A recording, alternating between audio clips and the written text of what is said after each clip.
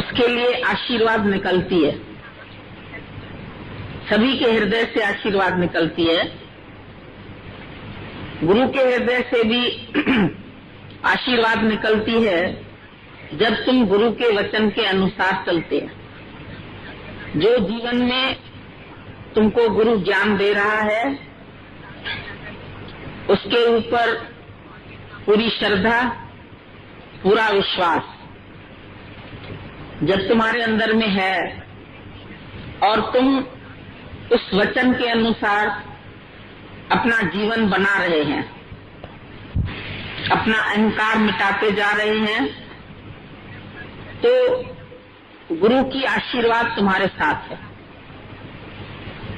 और हमारे ज्ञान के अनुसार तो हम आशीर्वाद उस चीज को बोलते हैं, आशीष, आओ और अपना शीश दे दो।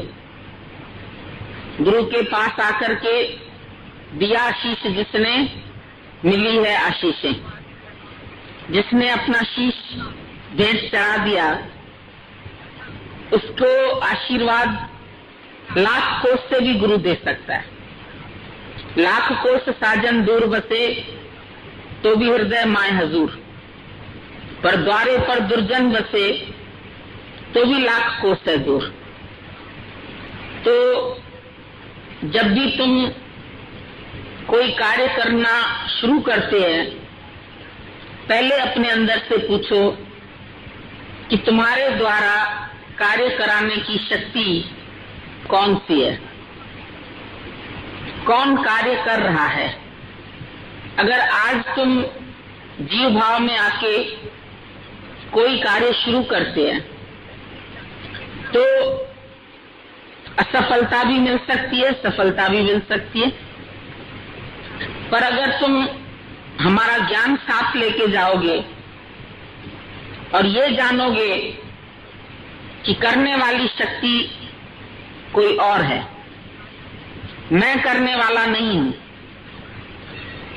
तो हार भी उसकी है और जीत भी उसकी है। हार तुम्हारे हाथों में और जीत तुम्हारे हाथों में, क्योंकि सौंप दिया इस जीवन का सब भार तुम्हारे हाथों में। यहाँ पर आते हैं हम गुरु की शरण में। जो शरण आवे किस कंठ लावे, गुरु भी उसको गले से लगाता है जो गुरु की शरण में आकर के बैठा है। चौखट पे पड़ा हूं तेरे, गुरु के चौखट पर आकर के हम बैठ जाते हैं। चाहे हमको मारे, चाहे हमको जिलाए, तो गुरु मारता भी है और जीवन भी देता है। पहले गुरु ब्रह्मा होके तुमको नया जन्म देता है। अहम ब्रह्मस्मयी तत्त्वमसि। गुरु ब्रह्मा, गुरु विष्णु, गुरुर्देवो महेश्वरा, गुरु साक्षात पर ब्रह्मा, तस्मै श्री गुरुवे नमः। गुरु हमारा ब्रह्मा भी है, गुरु हमारा विष्णु भी है, गुरु हमारे लिए शिव भी है। विष्णु होकर के गुरु हमारी प्रतिपालना करता है, हमारे ज्ञान की अंदर से वृद्धि कराता है, हमारे अंदर के अज्ञान को दूर करता है और शिव बन के हमारे मन का संहार कर देता है। शिव ने कामदेव को जीता, कामना को जीता। तुम्हारा गुरु तुम्हारे हृदय में बैठकर तुम्हारी सब कामनाओं को क्षय कर देता है। इसीलिए गुरु ब्रह्मा भी है, गुरु विष्णु भी है, गुरु शिव भी है, गुरु देवो महेश्वरा। ईश्वरों का भी ईश्वर, महाईश्वर गुरु है। इसीलिए कबीर ने भी गुरु की बहुत महिमा कही कि राम तजू गुरु को न विसारूं, गुरु के सम हरि को न निहारूं। बोला हरि रूठे तो गुरु ठौर है, पर अगर गुरु रूठे नहीं ठौर। अगर तुम्हारा हरीर उठा हुआ है, गुरु उसका दोस्त है, गुरु तुमको हरी मना के तुम्हारे पास दे देगा। पर अगर गुरु रूठ जाए तो नहीं छोड़। कई लोग बोलते हैं गुरु भी रूठता है क्या? रूठता है तुम्हारे भले के लिए। जब तुम माया के गड्ढे में जाने लगते हो, जब तुम विकारों के अधीन होने लगते हो, जब तुम अहंकार करने लगते हो, जब तुम मनमानी करने लगते हो, तो तुमको गुरु रुष्ट दिखाई देगा। तुमको खुद अपने अंदर से लगेगा आज गुरु ने मेरे से बात नहीं की, आज गुरु ने मेरे से आंख फेर ली, आज गुरु ने मेरे ऊपर कयामत ढा दी। लेकिन उसकी मार में भी प्यार है। संसार की मार में धोखा है, वो तुमको गिराती है, लेकिन गुरु की मार तुमको संवारती है। बोला गुरु कुंभार शिष्य कुंभ है, गड़ गड़ काले कोट, अंतर हाथ सहार दे बाहर मारे चोट। बाहर से गुरु की चोट दिखाई देती है कि मार रहा है। घड़ा बनाते हुए कभी तुमने कुम्हार को देखा हो? जब वो घड़ा बना लेता है, अंदर उसके एक हाथ होता है, बाहर दूसरा। अंदर से हाथ पकड़ के बाहर से ठप ठप ठप ठप करके उसको शेप दे देता है, उसको आकार दे देता है। तो गुरु भी हमारा कुम्हार है। कुम्हार पहले क्या करता है? जंगल में जाता है, खाली जमीन पड़ी है, वहां से मिट्टी के ढेले बड़े बड़े उठा के उनको सर पे चढ़ा के ले आता है। उसके बाद आकर के वो उसको रौंदता है, मिट्टी को कूटता है और उसके अंदर जो कंकड़ पत्थर जो वेस्टेज है उसको हटा देता है, एकदम मिट्टी चिकनी कर देता है। छान के सारे कंकड़ हटा के एकदम मिट्टी अलग हो जाती है। फिर उस मिट्टी को गूंदता है, गूंद के फिर पैरों तले रौंदता है उसको। कभी देखा हो तुमने कुम्हार को कैसे मिट्टी को चिकना कर रहा है? लेकिन किस लिए? उसमें से उसको घड़े बनाने हैं जो तुम सबकी प्यास बुझाते हैं। सर्दी में, गर्मी में जब तुम घड़े का पानी पीते हैं, अरे वाह ठंडा पानी मिल गया, तो घड़ा तुम्हारे प्यास बुझाता है, तुमको ठंडक देता है। लेकिन ये सब करामत किसकी है? कुम्हार की है। कैसे कुम्हार बैठ करके फिर उस घड़े की रचना करता है, उसको चक्र पे चढ़ाता है, चक्कर होता है उसके पास, और घुमा घुमा के उसको उसमें से बर्तन तैयार करता है। बर्तन तैयार करने के बाद काम पूरा नहीं हुआ, धूप में रख देता है। धूप में रखने के बाद भी काम पूरा नहीं हुआ, सूख गए। अब उसको भट्टी में डालता है, चारों तरफ आवा जल रहा है, बाहर से कुछ नहीं दिखता है, लेकिन अंदर ही अंदर सुलग के उस सब मटकों को पका देता है, और जो कच्ची मिट्टी का रंग है अब वो सुर्ख लाल हो जाता है, लालों लाल कर देंगे। उसके बाद हर घड़े पर रंग रोगन लगा के इतना सुंदर तैयार करता है, जो भी आने वाला, भैया ये घड़ा हमें दे दो, ये सुराही हमें दे दो, ये बहुत सुंदर है। फिर भी उसको ऐसे ऐसे करके देखते, पछाड़ी तक ग्राहक भी उसको ठोक बजा के देखता है, घड़ा पक्का है या कच्चा है। तो गुरु भी यही प्रक्रिया तुम्हारे साथ करता है। पहले तुम कहां कहां थे, हम नहीं पहचानते थे तुमको, तुम नहीं पहचानते थे हमको। कहां मट्टी पड़ी हुई थी, गुरु ले आया, उसको अपने सर पे चढ़ा दिया। बहुत इज्जत, बहुत मान, बहुत प्यार। आओ, अरे तुम योग भ्रष्ट हो, तुम योग युक्त होने के लिए आए हो, तुम मेरे पास आए हो, तुम मेरे अपने हो। तुमको मिट्टी उसकी अपनी हो जाती, कहां से उठा के आदर सहित उसको लेके आते। लेकिन जब तुम आते हो गुरु के पास तो ऐसा नहीं कि तुम पाक है, प्योर है, शुद्ध है। तुम्हारे अंदर कंकड़ पत्थर मिले पड़े हैं, अहंकार भी है, इच्छा भी है, मोह भी है, कामना भी है, विषय विकार भी है, तुम भी जानते हैं। और तुम आते भी इसीलिए हैं, गुरु जी मेरी ममता काट, विषय विकार मिटाओ, पाप हरो देवा। आरती भी करते हैं तो बोलते हैं भगवान मेरे अंदर से इस विषय और विकार को दूर कर दो। मैं असमर्थ हूं लेकिन तुम समर्थ हो, मैं अपने आप से इनको दूर नहीं कर सकता। भक्त की नम्रता है, भक्त की श्रद्धा है, भक्त का प्यार है, वो गुरु से कार्य करवा लेता है। गुरु बैठ करके प्यार से उसके अंदर जो जो कंकड़ है, जो पत्थर है, जो अज्ञान है, जो राग है, जो द्वेष है, जो उसको तंग कर रहा है, गुरु तुम्हारे से कोई तुम्हारी अच्छी चीजें नहीं लेता है। जो तुमको तंग करने वाले तुम्हारे विकार, गुरु को भेंट चढ़ा दो। गुरु को कोई दूसरी भेंटा नहीं चाहिए कि तुम 1 लाख रुपए ले आए, 1.25 लाख रुपया ले आए, तुमने बड़ी सी गठरी गुरु के लिए बना दी, तुमने 20-25 लाख गुरु को दे दिए, गुरु खुश हो जाएगा। हमारा गुरु तो लात लगा देता है सबको, हमको तुम्हारा धन नहीं चाहिए, क्योंकि तुम्हारे धन ने जब तुमको सुख नहीं दिया तभी तो तुम यहाँ आए, तो वो हमें कैसे सुख दे सकता है?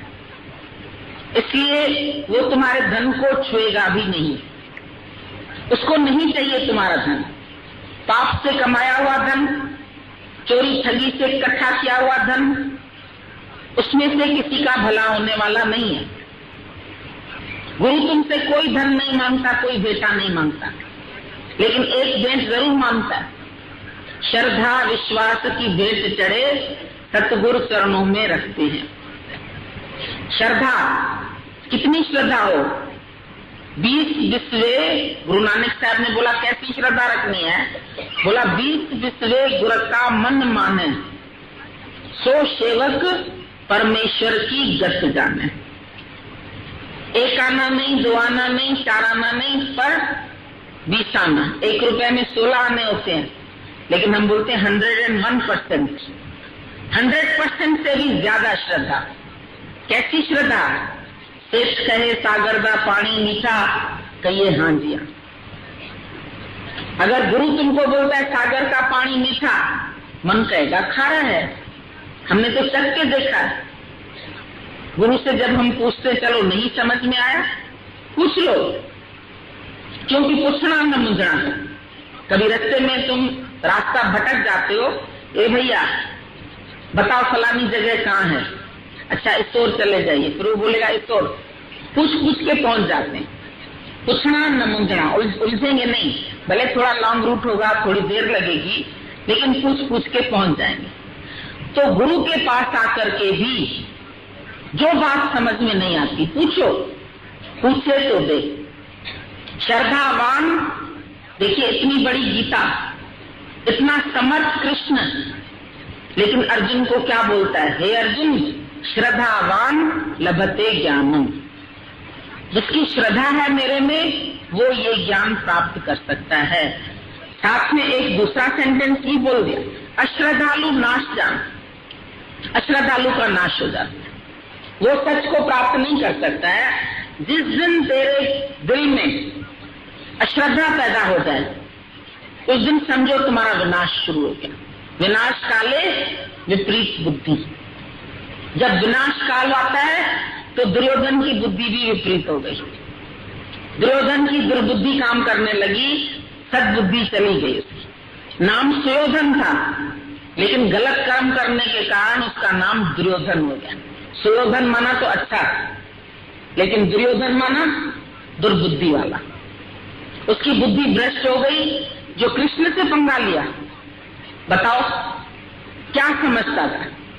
जब भगवान ने बोला एक तरफ मेरी अक्षौणी सेना और दूसरी तरफ मैंने हत्था, उसको लगा सेना बड़ी है, अरे जब भगवान बोलता है ये सारी सृष्टि मेरे अंश मात्र में है, अंश, और हमको पूर्ण मिल रहा है, हम अंश मांगे? क्या मांगे भगवान से? क्या श्रद्धा रखें? अरे आप हो जाओ मेरे। भगवान को बोलो तुम मेरे, मैं तुम्हारा। भगवान से दोस्ती करो। भक्त आता है पहले शरणागत हो जाता है, भगवान मैं तेरा।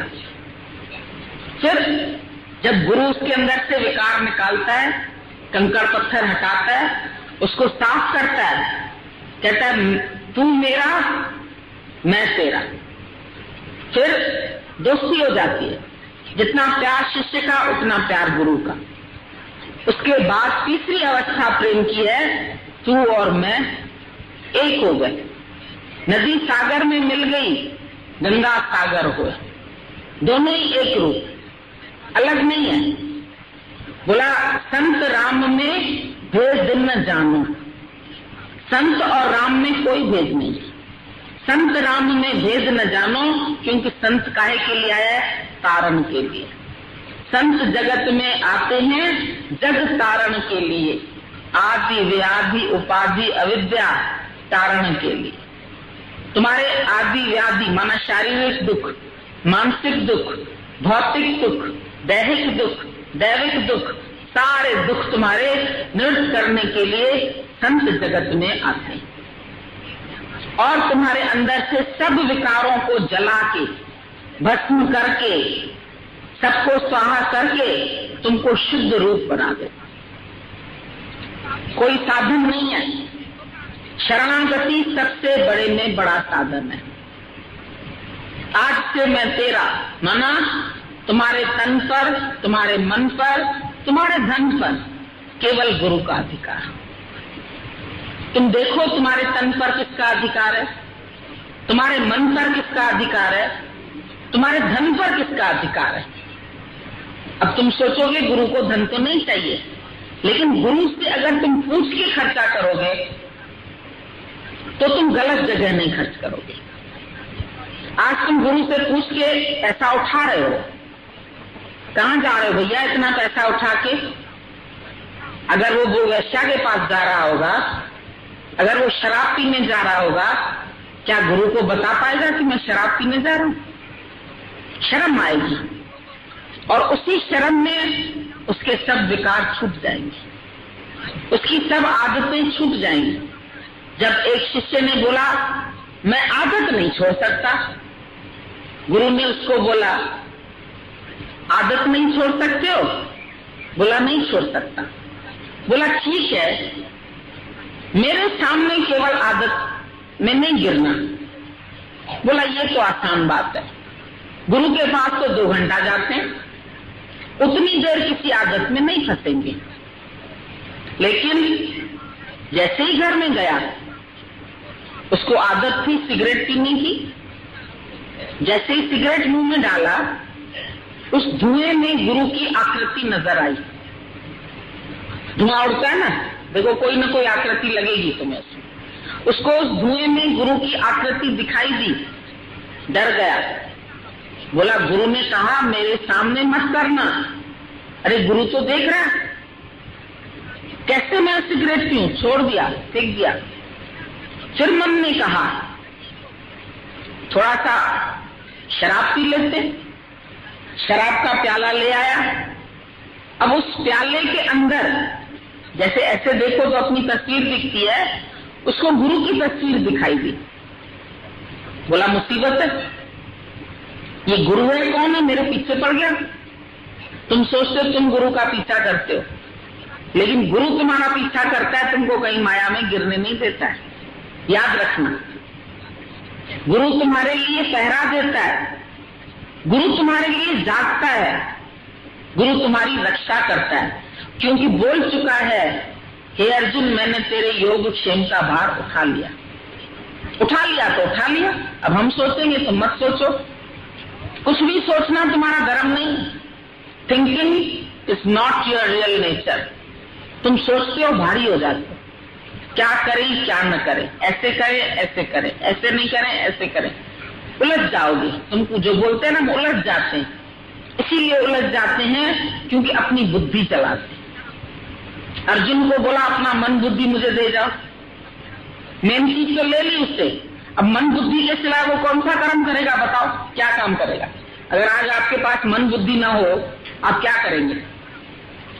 कर पाएंगे कुछ? ऐसी चीज गुरु ने ले ली, हथियार छुड़वा दिया, अब लड़ो। जब हथियार ही नहीं तो कैसे लड़ेगा? मन चंचल है, बुद्धि तुम्हारी देश की बुद्धि है, दूसरा देखती है, दोनों चीज गुरु ले लेता। हे अर्जुन, मन बुद्धि मुझे दे दो। और बोला चलूंगा कैसे मैं? अरे तेरा रथ मैं चलाऊंगा, मुझे बिठा दो अपने रथ पर। तुम भी अपने जीवन की बागडोर सौंप दो परमात्मा को, अपना रथ दे दो कृष्ण को। कृष्ण बहुत कुशल सारथी है, तुमने सारथी को न देकर स्वार्थी मन को दे दिया। मन कैसा है? बोला मन अंधला, नीच जात, परदेसी, खिन आवे चल जावे। बोला जब तुम्हारा सारथी काना, धुंधली आंख वाला अंधा कहां ले जाएगा? गुरु नानक साहब ने क्लियर बोला, मन अंधे ने जन्म गंवाया। इस तुम्हारे मन अंधे ने तुम्हारा जन्म ही गंवा दिया है, तुम्हारी सत्यानाश कर दी है। मन के कहने पर चलते, अब जब मन के कहने पर चलते थे, अब मन गुरु को दे दिया, तो अब गुरु के कहने पर।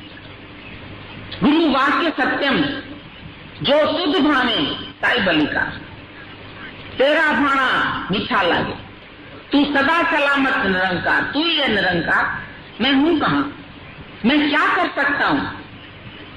तू है निर्बल, वो बलवान, तेरे बस में है क्या, तू जान जरा। तू है निर्बल तो वो बलवान, उस बलवान से तुम युद्ध करते हो, भगवान से तुम लड़ाई करते हो, गुरु में अश्रद्धा रखते हो, गुरु में अविश्वास रखते हो, कैसे पार हो जाओगे?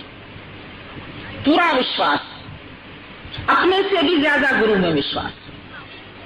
जितना अपने में तुम्हें कॉन्फिडेंस है, उससे भी ज्यादा मैं उतना नहीं कर सकता हूं जितना मेरा गुरु कर सकता है। कहां पर भी बैठा है गुरु, वो मेरे लिए सोच रहा है और वो मेरे से अदृश्य नहीं। गीता में भगवान ने बोला, मेरा भगत मेरे से अदृश्य नहीं है और मैं उससे अदृश्य नहीं हूं। जब मेरा भगत मेरे से अदृश्य नहीं तो गलत काम नहीं करेगा, और मैं उससे अदृश्य नहीं हूं, मुझे हर जगह देखेगा तो भी गलत काम नहीं करेगा। कितनी बढ़िया बात बोल दी, थोड़ी सी बात बोली, ज्यादा नहीं बोली। वो मुझसे अदृश्य नहीं है और मैं उससे अदृश्य नहीं हूं। मैं उसके हृदय में बैठा हुआ हूं, सब देख रहा हूं। वो सोचता है गुरु लखनऊ में है, बॉम्बे में है, इधर है, उधर है, और दिल में है, दिल में बैठा राम रमैया तुझको नजर ना आए। तुम्हारे दिल में ही बैठ करके वो सब देख रहा है, कहीं बाहर से कोई दूरबीन लगा के नहीं देख रहा तुम्हें, उसकी दूरबीन तुम्हारे अंदर फिट है। तुम कोई गलत काम नहीं कर सकते हो अपने ऊपर गुरु रखने के बाद, कोई गलत धारणा नहीं कर सकते, कोई गलत संकल्प नहीं ले सकते, कोई गलत इच्छा नहीं कर सकते। गुरु का ज्ञान तुम्हारे रग रग में, जैसे तुम्हारे एक एक रग में खून दौड़ रहा है, उससे फास्ट गुरु का प्रेम ढूंढ रहा है, ऐसे ऐसे घूम रहा है। गुरु की प्रीत ही ऐसी है न छोड़ी जाए, प्रभु से सहज मिलाती है न तोड़ी जाए। प्रभु की प्रीत ऐसी नहीं है कि ठूठ लगी शायरी भली, दो दोस्तों की लड़ाई हुई, झगड़ा खत्म, आपस में बात नहीं करते, दो भाइयों का झगड़ा हुआ, बात नहीं करते। गुरु से तुम बात नहीं करोगे लेकिन गुरु तुम्हारा पीछा नहीं छोड़ेगा। वो बड़ा जबरदस्त दोस्त है, बोला अगर मेरे से दोस्ती की है तो मैं दोस्ती निभाना जानता। तुम भले तोड़ो, तुम भगवान को बोलते जो तुम तोड़ो पिया हम नहीं छोड़ेंगे, लेकिन हम तुमको गारंटी देते हैं जो तुम छोड़ो पिया हम नहीं छोड़ेंगे, हम तुमको कहीं नहीं छोड़ेंगे। तुम कहां भी चले जाओ, किसी भी गुफा में जाके छुप के बैठ जाओ, देखो गुरु तुम्हारे पीछे आता है नहीं आता है। तुम उससे छुप नहीं सकते, तुम उससे अदृश्य नहीं हो, वो तुमसे अदृश्य नहीं है, हर समय देखता है। ॾिसण वारो लख चिंता तोखे सदोरा ॾिसंदो। अरे जान वारो सब तो जाने, मुंह सा कुछ ना तुम, जानने वाला सब जानता है, मुंह से नहीं बोलता है तो क्या हुआ? तुम सोचते कहा थोड़ी कुछ, हम गए थे बाजार घूम फिर आए, गलत काम करे, गुरु ने कहा थोड़ी कुछ, जाना तो क्या गुरु नहीं जानता? क्योंकि तुम्हारे दिल में बैठा है, जान रहा है, हर बात को जान रहा है, हर बात को सुन रहा है। तुम मन ही मन सोच रहे हो, वो भी सुन रहा है। तुम बोलते हम ये सोच के आए थे, यही ज्ञान मिला, यही हम घर में सोच रहे थे, ये उत्तर मिला। वो अंदर से सुन रहा है। तुमने समझा क्या है गुरु को? शरीर एक 5 फुट का पुतला, मुखे समझो न शरीर साक्षी पाना है। तुम्हारे अंदर में जो साक्षी स्वरूप बन के बैठा है वो गुरु बैठा है। तस्वीरें किसकी है दिल में? परमात्मा की। जरा गर्दन झुकाओ, आ जाएगा नजर। जरा अहंकार को दूर करो, आ जाएगा नजर। जरा प्रेम से पुकारो, सामने खड़ा है। द्रौपदी ने पुकारा, आ गया ना। उसको नंगन नहीं होने दिया, उसकी लाज बचाई।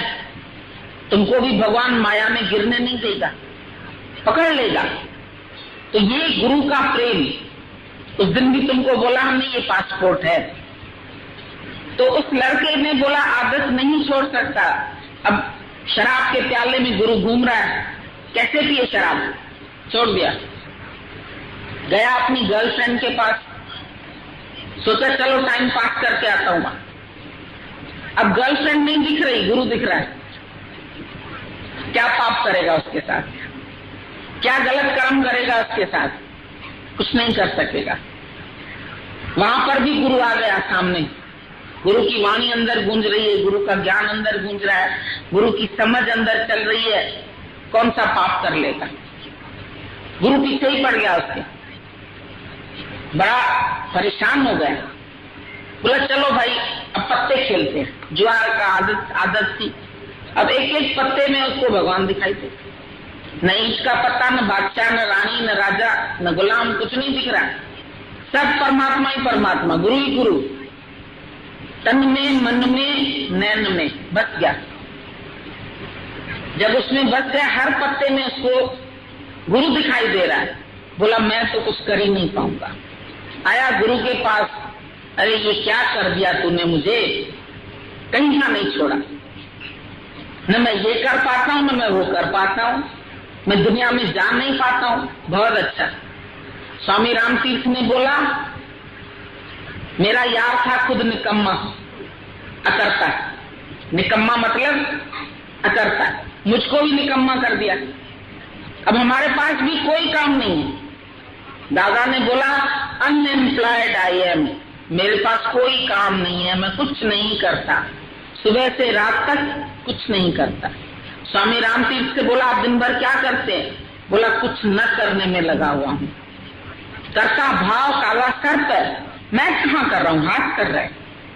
हाथ काम करते हैं, आंख देखती है, कान सुनता है, मुख बोलता है, नाक सूंघता है, शरीर क्रिया करता है, अंदर हर एक अंग अपना अपना कार्य कर रहा है।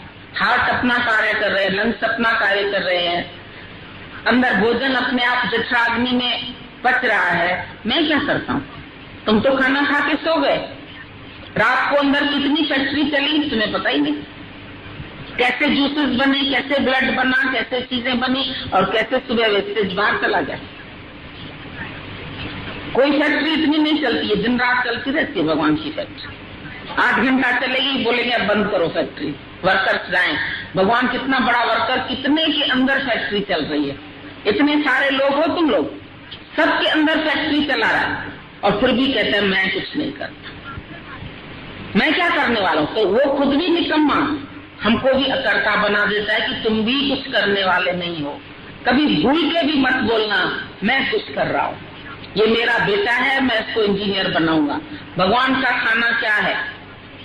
भगवान कोई लंच और डिनर तुम्हारी तरह नहीं खाता है कि आज पालक पनीर बना लो, आज मटन बना लो, आज चिकन बना लो, आज कड़ी बना लो, एग कड़ी बना लो, फलाना बना लो। भगवान कुछ नहीं खाता है, न चाय पीता है, न नाश्ता खाता है, न डिनर खाता है, न लंच खाता है। भगवान एक चीज खाता है खाली, तुम्हारा अहंकार। उसका भोजन है।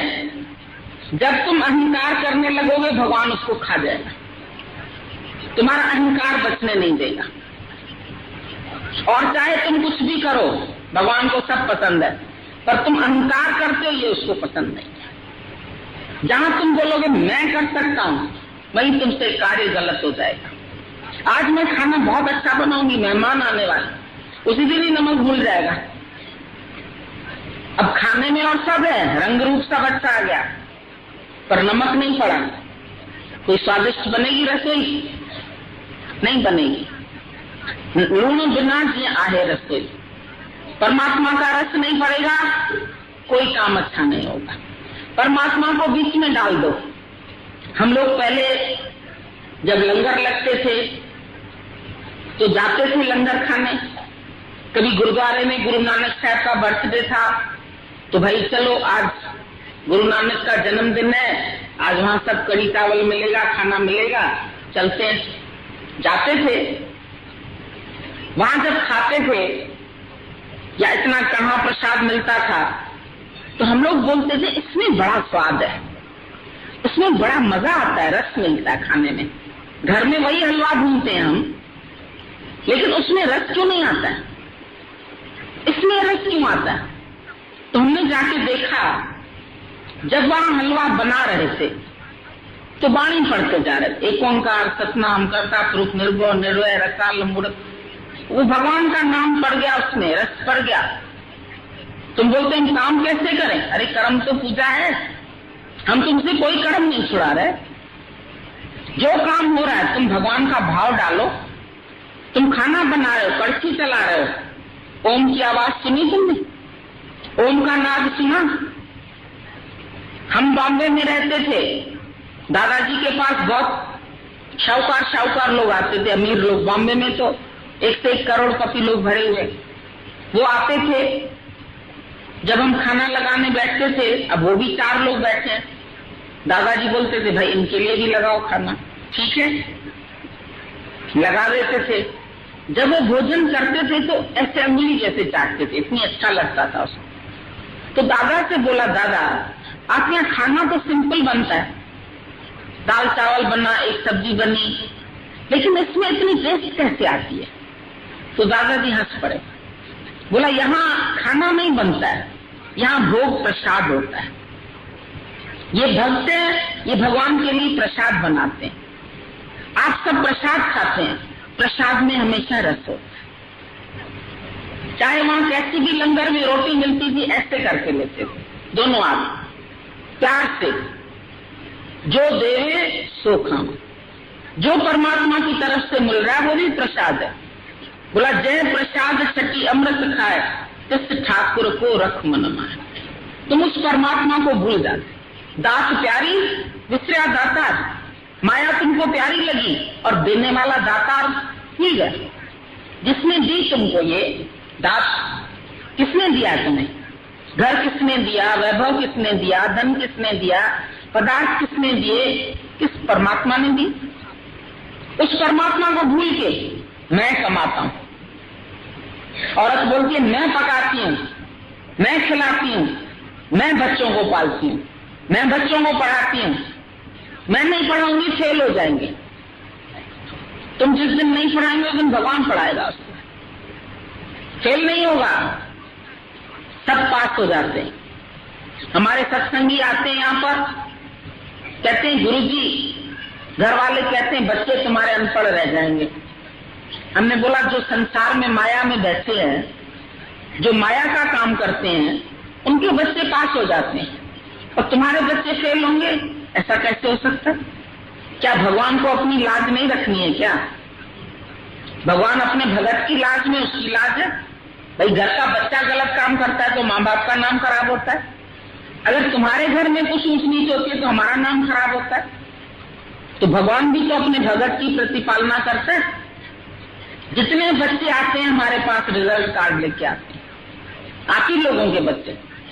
गुरुजी 95%, 98%, 92% मार्क्स मिली है, बहुत अच्छा।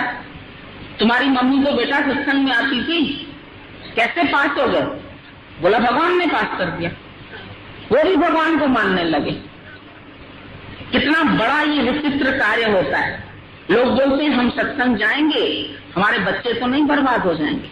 हमने कहा जब तुम क्लब जाते हो, जब तुम किसी पार्टी में जाते हो, जब तुम सिनेमा देखने जाते हो, जब तुम टीवी पर नंगी तस्वीरें देखते हो, उस समय तुम्हारे बच्चे नहीं खराब होते। सत्संग से बच्चे खराब होंगे। कैसी गलत धारणा है तुम लोगों के दिमाग में कि अगर हम सत्संग जाएंगे हमारे बच्चे तो नहीं बिगड़ जाएंगे। कुछ न बिगड़ेगा तेरा सतगुरु शरण आने के बाद। हर खुशी मिल जाएगी कदमों में झुक जाने के बाद। आज दिन तक किसी का बिगड़ा? नरसी भगत के घर में शादी है, नरसी भगत आत्म मस्ती में लीन हो गए। भगवान ने सोचा रे ये तो मस्ती में गा बजा रहा है, इसके घर में शादी है, जाऊं जरा देखूं। पहुंच गए, सारी हुंडी भर दी, जितना जिसको देना था लेना था, सास के कपड़े, माँ के कपड़े, इसके कपड़े, उसके, सबको दे दवा दिए, सोने चांदी के बर्तन भी दे दिए, खाओ साथ ले जाओ। 3 दिन बाद नरसी को होश आया, अरे शादी थी मेरे घर में, क्या हुआ? अरे नरसी तुमने कितनी बढ़िया शादी की। मैंने शादी की? मैं तो यहाँ मंदिर में बैठा था। किसने करी? अरे वो ठाकुर आके कर गया, वो परमात्मा आके कर गया। विश्वास भी तो कोई चीज है। तुम्हारे अंदर विश्वास होगा हमारे बच्चे बिगड़ेंगे तो जरूर बिगड़ेंगे। अगर तुम्हारे अंदर विश्वास है कि सब बन जाएंगे तो सब बन जाते। आज बच्चे वही करते हैं जो माँ बाप करते हैं। एक घर में हम गए, एक लड़का एक लड़की बाहर खेल रहे थे, माँ बाप घर में नहीं थे, कमरों में ताले लगे थे, बच्चे ड्राइंग रूम में बैठ के बातें कर रहे थे, खेल रहे थे। हमने बोला मम्मी पापा कहाँ गए हैं? बोला बाहर गए हैं। हमने देखा वो लड़ रहे थे आपस में। हमने बोला आप लोग लड़ क्यों रहे हो? बोला हम कहाँ लड़ रहे हैं, मैं तो क्या कर रहे थे? बोला we are just playing mummy and daddy. मेरे मम्मी और पापा ऐसे लड़ते हैं ना, हम उसकी एक्टिंग कर रहे हैं। बच्चे क्या सीखते हैं? जो तुम करते हो वो बच्चे सीखते हैं। तुम शराब की बोतल इधर रख के बेटे को बोलो तुम शराब नहीं पीना, जरूर पिएगा। तुम जिस चीज के लिए उसको मना करोगे लेकिन तुम कर रहे हो वो भी करेगा। एक संत के पास एक आदमी गया, मेरा बच्चा गुड़ बहुत खाता है, गुरु जी इसको मना कर दीजिए गुड़ न खाए। संत ने बोला भाई 1 हफ्ते के बाद आना। 1 हफ्ते के बाद जब वो गया, बोला बेटा गुड़ अच्छी नहीं चीज होती, मत खाया करो। अच्छा नहीं खाऊंगा।